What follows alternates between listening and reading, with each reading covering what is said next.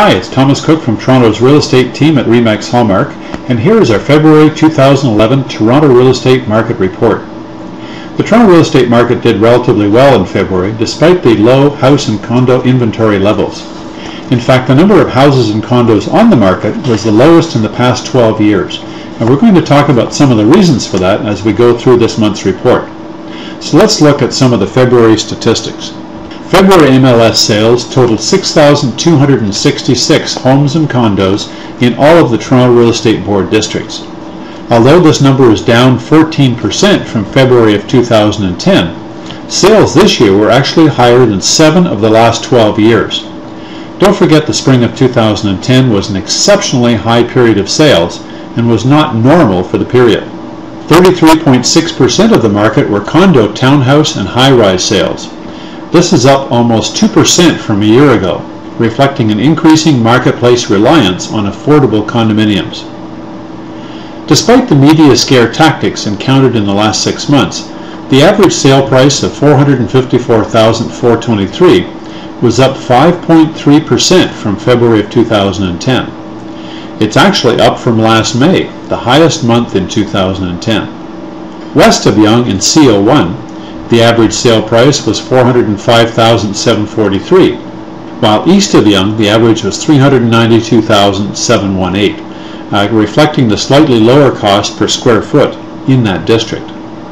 As you can see from this graph of the Toronto Real Estate Board average resale home prices, the February average was higher than any previous month ever in the board's history. I expect that to moderate once we're into April if listing inventory increases, as we hope it does. The sales to listings ratio is how we determine what type of market we're actually in. 24 to 28% is a neutral market, below 24% is a buyer's market, and above 28% is a seller's market. In February, that ratio hit 43.8%, a level we haven't seen since last spring. This is a very strong seller's market, mainly due to the low inventory level of houses and condos on the market. In February, the 14,305 homes on the market was the lowest inventory for the month since 2000. If this continues, it will put an unnatural strain on the marketplace and cause prices to rise more rapidly than we would prefer. Last month, we anticipated a bit of a rush on sales taking place prior to March 17th, with buyers taking advantage of the 35-year mortgage amortization option. We're getting conflicting feedback from the mortgage lenders we've talked to, with some saying their clients are rushing to take advantage and others not encountering a lot of interest at all. Any effect of this change in amortization will have worked through the market by the end of March, so we'll see then what the effect has been, if any, on buyers moving their purchases forward by a few months.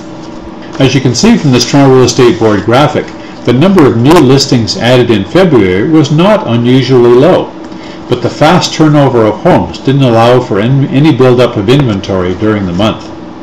As usual, we had differences in the average price rise and activity east and west of Yonge Street and south of Bloor in the prime downtown condo markets.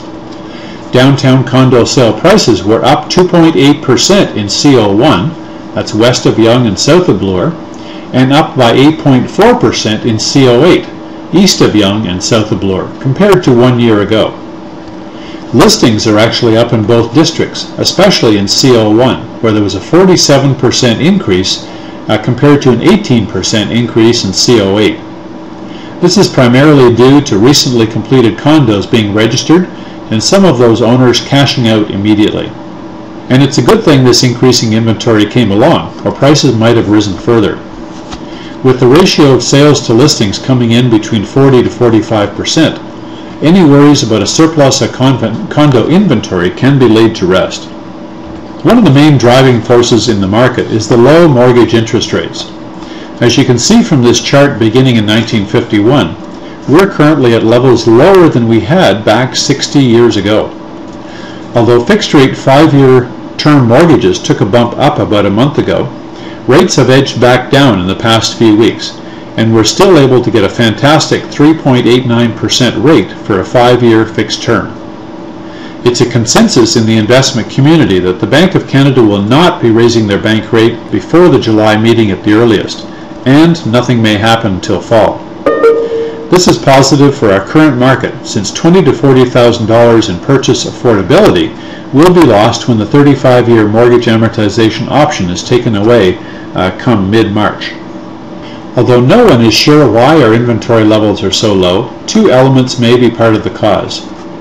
First is the onerous cost of the combined City of Toronto and Province of Ontario land transfer taxes. Often sales each year take place when a single or a couple decides to move up to the next level of housing, whether that's from a small condo to a larger one, from a condo to a house, or from a small house to a larger one. These land transfer taxes will generate a $20,000 to $30,000 tax bill on closing for anyone purchasing within Toronto who is not a first-time buyer. Although Mayor Ford campaigned saying he would remove the Toronto portion of the tax, that's unlikely now since he's faced with large budget deficits going forward. Second is the stability of our GTA job market. We know personally several families who would love to make a move to a larger home. In one situation, there's 2 kids and 2 adults living closely together in a 2-bedroom semi, but lack of a solid job for one or other of the partners is holding them back from moving to larger quarters. This situation will slowly create a pent-up demand and may cause a mini boom in larger homes once the North American economy strengthens over the next few years. Our team's continuing goal in 2011 is to focus on training our clients so they can make smart, educated buying and selling decisions. Over the years, we've found that the primary reason why people put off purchasing their first home is a fear of the unknown, knowing what the first cautious steps would be in a potentially scary situation. One of the easiest ways to get some of the basic questions answered is to come out to one of our casual roundtable discussions of the home buying process. Instead of sitting through a class, everyone gets to ask lots of questions. Even if you don't know what you don't know, hearing the answers to other people's questions often stimulates your own, and everyone at the table benefits. Go to planningandstrategysession.com, that's planningandstrategysession.com, and see if there's a date and time that fits your schedule. Despite all the information available to search on the internet, for many future buyers, nothing takes the place of face-to-face learning in a classroom. Our highly acclaimed 2-hour homebuyer workshops are the place to go to really get a feel for the complete home buying process. You can see what the curriculum is by going to homebuyerworkshop.com. That's homebuyerworkshop.com. In our high-tech city of Toronto, first showings for the vast majority of listings take place on the internet. If your home doesn't present well, or your listing agent doesn't market it properly, you will not get the appointments you need to get it sold for the best price. Take a look at what a smart home seller does before they list their home at sellforthebestprice.com. That's sellforthebestprice.com.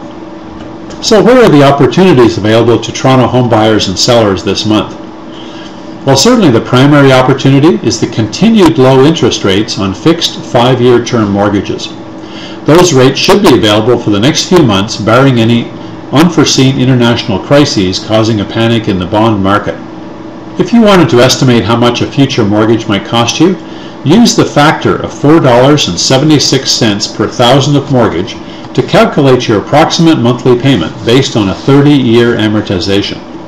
For example, if you had a $100,000 mortgage, then your payment would be $4.76 times 100, which equals $476. If you had a $300,000 mortgage, just multiply that number by 3, and so on. There's some other good news to combat those naysayers who state that we're all over-leveraged. In several conversations with mortgage brokers and bankers, almost all of them said that a very high percentage of buyers who chose a longer amortization took it by choice, not by necessity. In other words, they qualified for either a bigger mortgage than they took, or they qualified for the mortgage at the standard 25-year amortization, but chose the longer 30 or 35-year options for convenience, not because they had to. This provides us with further proof that our GTA real estate market is nowhere near any kind of precarious situation which would cause a slight or major price crash of any type. Now, everyone who considers buying or selling something major in their life, either consciously or subconsciously, asks themselves 2 questions. First is, am I going to get screwed in this transaction? And the second is, if I do get screwed, how bad will it be? The way to minimize the effects of the first question is to do some research and find out how others were treated in the same situation. Look for testimonials or stories about how other people were taken care of when they bought or sold that particular item. For our team in real estate here in Toronto, the easiest way to go to find out about other people's experiences is the website whatyousaidaboutus.com. That's whatyousaidaboutus.com, where you can watch videos of buyers and sellers talking about their real estate stories. For the second question, if I do get screwed, how bad will it be? Ask your realtor what their guarantees of service are. Our team has unique easy exit guarantees for both buyers and sellers, whereby a client can cancel their buyer or listing contracts with us without question if they're not happy with our service for any reason whatsoever. So thanks very much for watching our February Toronto Real Estate Market Report. And remember to keep coming back to our blog daily or weekly to read about what's happening in Toronto. Thanks very much and have a great weekend.